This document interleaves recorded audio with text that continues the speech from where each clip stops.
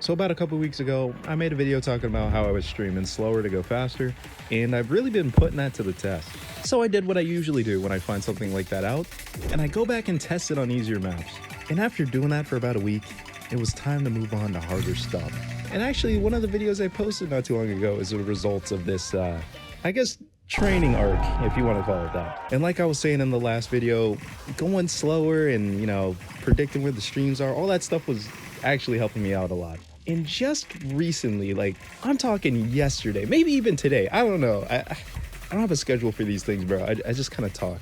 I saw a big improve. And of course, I'm improving little by little, day by day, right? But this day, I could just tell that something was different. Now, one thing I didn't mention in the other videos, because it kind of just slipped my mind, is that I count the number of notes in a burst before I hit it. So if it's like a 5-note burst, I'll see that and be like 1, 2, 3, 4, 5, and then hit the burst. It's weird, but it works. And I found that every time I did that, I'd usually hit the burst with better accuracy or just flat out actually hit the burst because, I miss a lot. But the problem with that is I only did it up to 5. So if there was any burst that was longer than 5 notes, I just didn't do that. And I would finger lock consistently. Like, it would feel like I couldn't even do the BPM, even though I'd be playing like 170 BPM. I don't know. So the other day, I was like, you know what? What if I just count past 5? It's crazy. But it worked. Now, obviously, some streams are longer, so you just can't count to like 100, right? But the way it works, at least for me, is that if I can land the first 8 notes of any long stream, given I can play the BPM, usually I'm pretty decent with being able to maintain accuracy and stuff like that. But if I start the stream tense and I don't do the little counting thing, I will immediately run out of stamina. And the only way it resets is if I get a little jump section in there, or if there's a break, or I just flat out fail. That's pretty much the only way. And another thing I've been trying to do is copy the cursor movement of some of my favorite players. So of course you guys all know I like Zooter, and I also like Vaxay, White Cat, and Chocolate Mint. Now all these players have their own aim tendencies that I pay attention to. Now for example, we'll take White Cat. Whenever he aims a big jump from right to left, he always bows the cursor a little bit, It's never a straight line. So I'm talking about little details like that I pay attention to. Now Zooter, for example, her cursor's real smooth, and it's not a full area thing because I'm on full area, and my cursor ain't always smooth. This is the calmness you get when you just know what you're doing. So I've been trying to mimic that same calmness in my cursor. So if you've seen the play that I just uploaded last night or the other day, depending on how lazy I am when editing this, you'll notice that especially on streams, my cursor is real smooth. And at the moment, I am intentionally focusing on that, at least until it becomes second nature, because I'm only like 1 year into full area and then 6 months on mouse, 6 months on whatever other area I was using, or something like that, I don't know. And I think emulating that same level of smoothness is actually helping me on streams, so I'm gonna keep doing it. So yeah, that's about it. I haven't really been going for anything crazy, like the 400 or 500 PP plays that I've been talking about. I've been building the folder, so it hasn't gone anywhere, but I haven't actually been going for anything. However, I did add a map to that collection. And most of you probably already know the map, it's Shovel, but not the emo diff. Or I'm sorry, emu diff. What?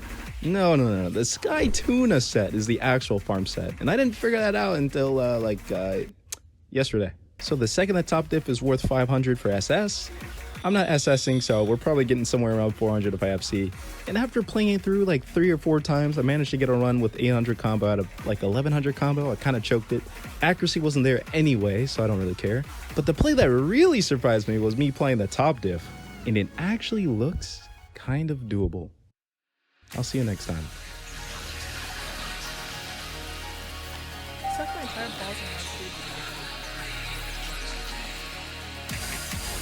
Suck my entire balls in that, dude.